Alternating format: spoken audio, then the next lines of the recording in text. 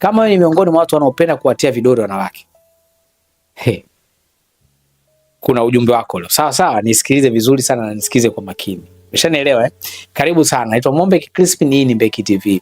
Kama ni mgeni katika channel yangu hii na bado hujasubscribe, naomba uchukue muda kuweza kusubscribe. Kwa maana hapa ndo mara pekee tunapoongea swala zima la mahusiano na ndoa kwa upana. Lakini baada ya kusubscribe, maana yake kila nitakapopost utakuwa unaletewa somo langu. Sawa sawa eh? Kwa hiyo naomba usiache kusubscribe. Sasa twende tukaongee. Kwa nini nakwambia wewe mwenye tabia ya kumtia vidole mwanamke wako? Kuna vitu viwili vitatu unapaswa uvifahamu. Jambo la kwanza, lengo la mwanamke sio vidole. Lengo la mwanamke ni huo mrija wako. Shida yake ni nini? Mrija wako. Hilo ni jambo la kwanza. Kwa kuanza kumuingiza vidole, hii inaanza kutafasiri ama kudhihirisha unashindwa kuutumia mrija wako vizuri.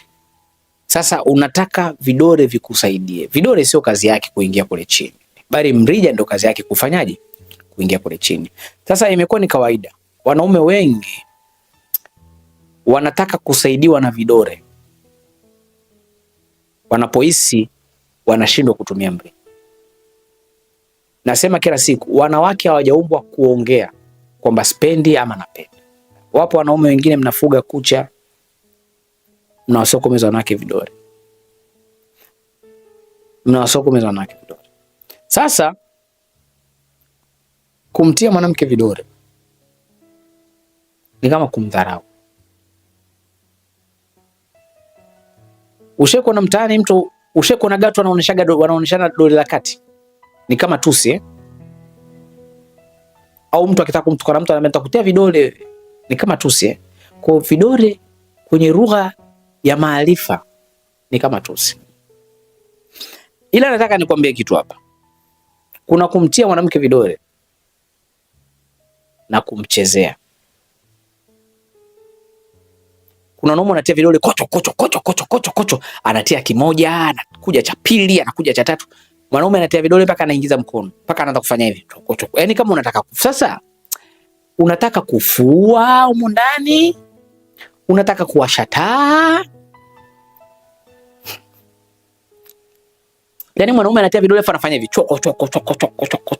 Sio na unalapa na voliaga. Yaani sijui. Hapana. Kama unapenda kutumia vidole, then vifanye kazi katika sehemu husika. Naelewa katika njia ya mwanamke kuna sehemu wanaita G-spots. Iko kwenye uvungu wa njia ya mwanamke. Ni laini kama sponge hivi. Ila iendi nchi nyingi kuifikia kwa kidole. Ni nchi ndogo tu, mpaka hapa nadhani hapa au hapa umeifikia ile G-spots. Ita depend na njia ya mwenzako. Sasa unaweza ukatumia vidole kuichezea ile, na maana yake sio kocho. Maana yake ukitaka kuchezea ile G-spot, utaingiza kidole taratibu, kama kimoja, kama viwili, uiblush ile G-spot taratibu. Kama unaiblush G-spot taratibu, huku mdomo wako unaupeleka kwenda kunyonya sehemu husika. Kidole kipo kwenye G-spots, mdomo wako unanyonya katika sehemu nyingine pale. Hapo nitaelewa kwamba unatumia vidole kumpa hamasa mwanamke ama kumstimulate mwanamke. Sitokuelewa ukutumia vidole kwa njia kama unashiriki naye tendo la ndoa kwa vidole. Sio shela tofauti. Kuna tofauti ya kushiriki tendo la ndoa kwa vidole na kuna tofauti ya kumstimulate mwanamke kwa vidole.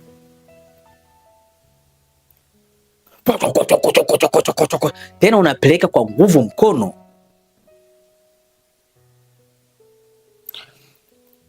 Wanawake hawezi kuzungumza. Anaenda akakuitikia hapa. Hapo. Kumbe unamuumiza. Ama ajisikii chochote. Mwanamke anataka hiyo. Anataka huo mrija wako. Kwa hiyo nataka wanaume wote wenye tabia ya kutumia vidole iwafikie. Mwanamke anaweza akafurahia unapotumia vidole kumwandaa ama kumstimulate. na vidole vinaenda kutumika katika sehemu chache, na vidole sio lazima viingie ndani. Kama unaingiza kidole ndani, maana ndani kuna G-spot ya kwenda kuigusa. Vidole vinaweza vikatumika hata katika mashavu. Vidole vinaweza vikatumika kwenye zile kuta za mashavu, vinatumika vidole, sio lazima viingie ndani. Vidole vinaweza vikatumika kumassage ule uke wake vizuri, kumassage taratibu. Vinaweza vikatumika. Usitumie vidole kumchokonoa. Usimchokonoe mwanamke, usimchokonoe. Manake mwanzo wa kwanza kidole kimoja ndio yale nilokuambia, utakuja cha pili, utaona cha pili kinaingia cha tatu, ili hata wewe inaanza kukutengenezea mindset ya kwanza kuona mwanamke, inakuharibu hata wewe kisaikolojia. Unaanza kumuona mwanamke kama akakubuu, kumbe unataka mwenyewe, naye mwenyewe anavumilia kwa sababu hataki kuudhi. Sasa ushafanikiwa kumuingiza mwanamke vidole mpaka vimeingia vyote vitano, unaanza kuona mwanamke ana shimo, vidole vyote hivi vimezama, unaanza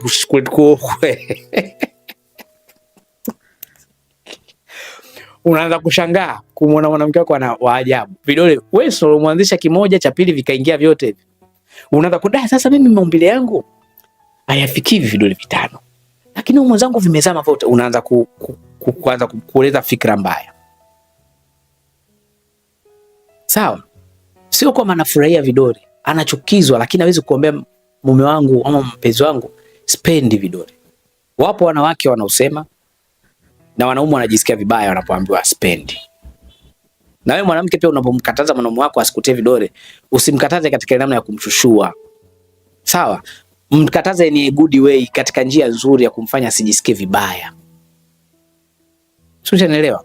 Kwa hiyo naombeni wale wanaume wenye tabia za kuwatia vidole wanawake zao, tumieni vidole kwa stimulate, kuamsha hisia zao, sio kushiriki nao tendo la ndoa. Kitu pekee kinachotakiwa kiingie ndani kwa kuingiza na kutoka ile cha ni mrija wako tu, sio vidole. Vidole viishie katika kumwandaa. Nimekwambia mashavu yale yanaweza kachezewa na vidole, kuta zile za mashavu, kile kidude chake kinaweza kachezewa na vidole, ile G-spot yake inaweza kachezewa na vidole, inaweza, sio kuchokonolewa. Tumeelewana?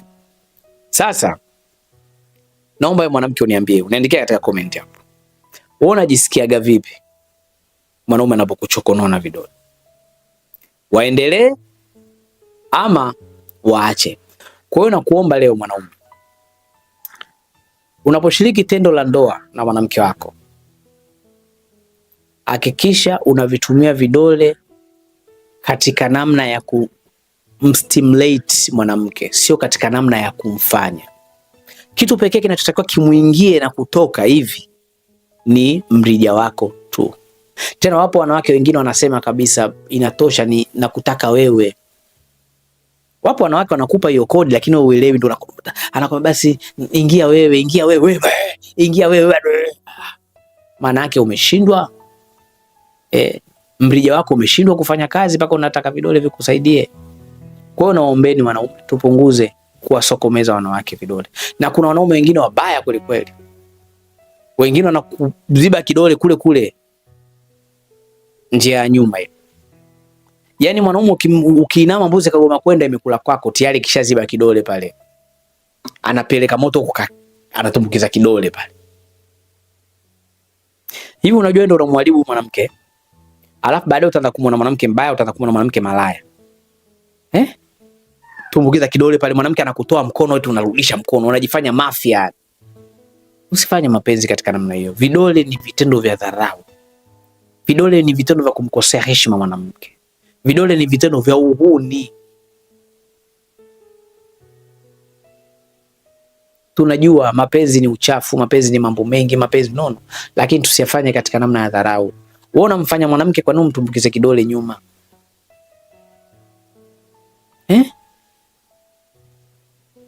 Maana yake ni kwamba unatamani ungekuwa na mbili, si ndio? Maana yako yani kwamba ungekuwa na hiyo milija yako miwili, yani pipe mbili, moja upeleke nyuma, moja upeleke mbele. Kwa hiyo unaona, kwa sababu una moja iache iende mbele, nyingine utumbukize kule nyuma. Kweli tusiwafanyie hivyo. Sawa sawa.